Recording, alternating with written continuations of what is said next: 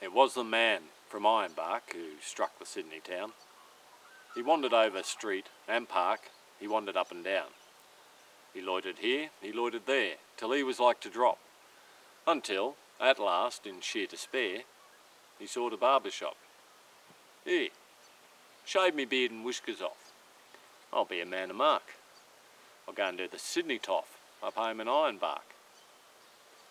The barber man was small and flash, as barbers usually are.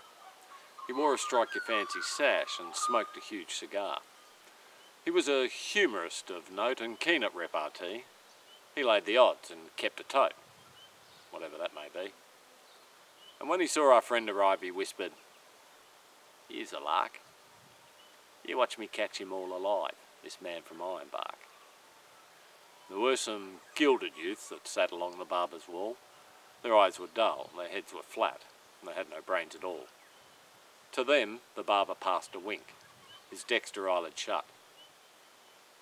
"I'll make this bloomin' yokel think his bloomin' throat was cut." And as he soaped and rubbed it in, he made a rude remark.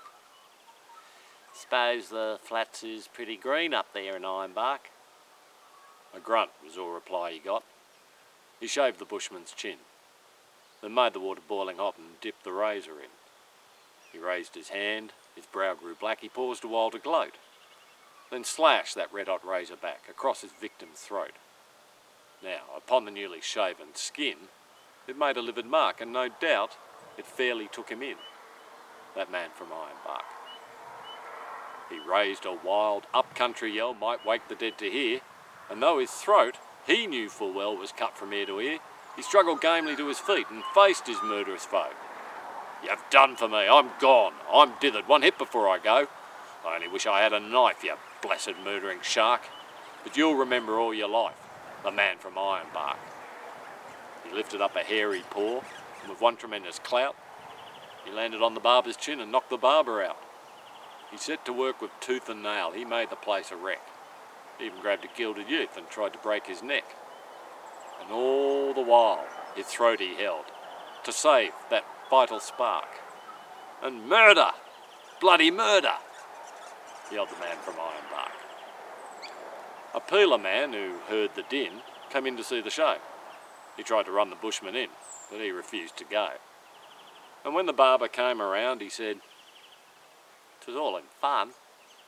It was just a trifle little joke. A trifle overdone." "A joke," he says.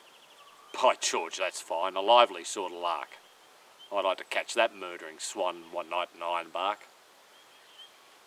Now all around the shearing floor, the listening shearers gape. As he tells his story o'er and o'er, and he brags of his escape.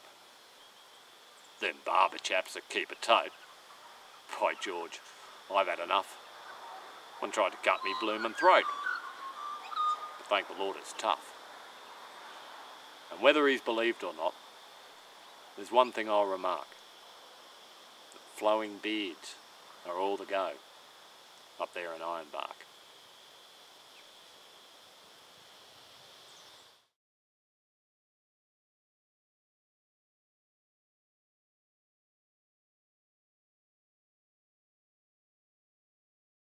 At last, in sheer despair, he saw the barber shop. There's a bloody great bull ant about a foot away from me. But